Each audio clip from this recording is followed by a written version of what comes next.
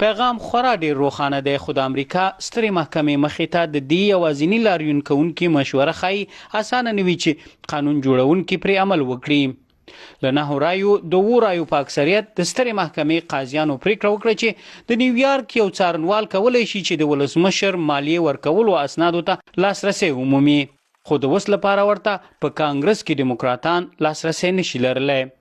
ډونالد ټرمپ د خپلو پخوانیو سیالانو پرتله د اقتصادي کړنو په اړه د اسنادو له خپرولو ډډه وکړه او وکیلان یې وایي چې د ولسمشر په توګه هغه له دې ډول پلټنو معاف دی. خو سترې محکمې د دې دلیل په اړه ویلي چې د متحده ایالتونو ولسمشر له قانون نه پورته نه دی. د امریکا لوی څارنوال جان رابرټس لیکلي چې عام خلک د هر کس له خوا د ثبوتونو لیدلو حق لري او په هیواد کې د جمهوریت له لومړیو د امریکا ولسمشر هم د هر کس په ډله کې داخل شوی. دا کار د ولسمشر لخوا د قهرجنو ټویټونو لامل شو او ورپسې یې د محکمې پریکړه هم وغندله. دا داسې سیاسي جادوګري ده چې مخکې مو هیڅ کله نه ده لیدلې.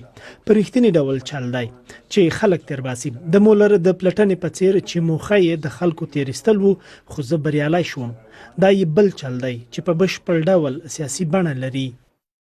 سترې محکمې ته د ولسمشر ټرمپ لخوا ټاکل شویو 2 قاضیانو برنت کوانا او نیل ګورسوچ هم د خلاف رایه کارولې.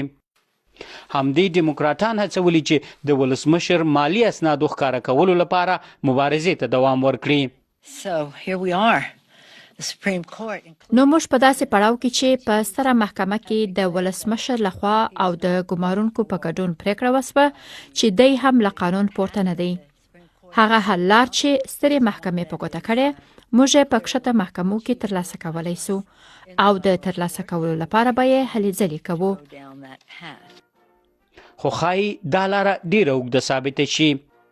د کارپوهانو په باور دا لاره ښایي دومره اوږده شي چې د نومبر تر ټاکنو خلک د اسناد ونه ګوري. کیدای شي چې دا به یوه قانوني ماته وي، خو سیاسي بریا هم ثابتېدلی شي.